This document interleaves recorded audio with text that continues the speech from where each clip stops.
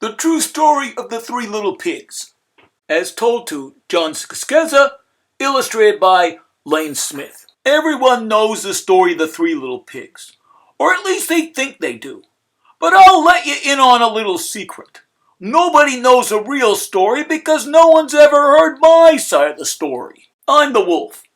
Alexander T. Wolf. You can call me Al. I don't know how this whole big bad wolf thing got started, but it's all wrong. Maybe it's because of our diet. Hey, is it my fault that wolves like to eat cute little animals like bunnies, sheep, and pigs? That's just the way we are. If a cheeseburger were cute, folks would probably think you were big and bad too. But like I was saying, the whole big bad wolf thing is all wrong. The real story is about a sneeze and a cup of sugar. This is the real story. Way back once upon a time, I was making a birthday cake for my dear old granny, and I had a terrible sneezing cold. I ran out of sugar, so I walked down the street to ask my neighbor for a cup of sugar. Now this neighbor was a pig, and he wasn't too bright either. He had built his whole house out of straw. Can you believe it? I mean, who in their right mind would build a house of straw? So of course, the minute I knocked on the door, it fell right in. I didn't want to just walk into someone else's house, so I called, little pig, are you in?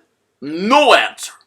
I was just about to go home without a cup of sugar for my dear old granny's birthday cake. That's when my nose started to itch. I felt a sneeze coming on.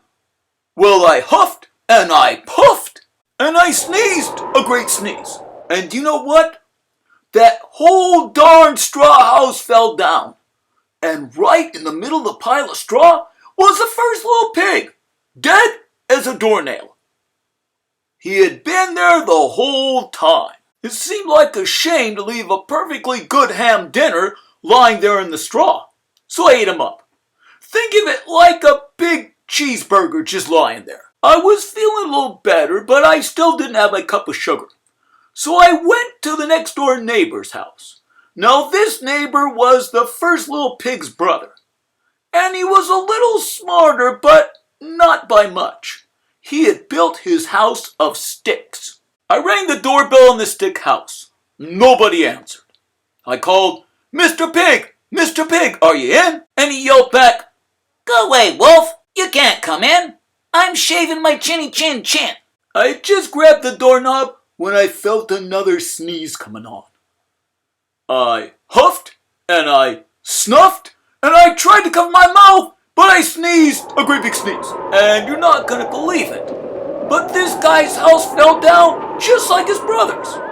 And when the dust cleared, there was the second pig, dead as a doornail.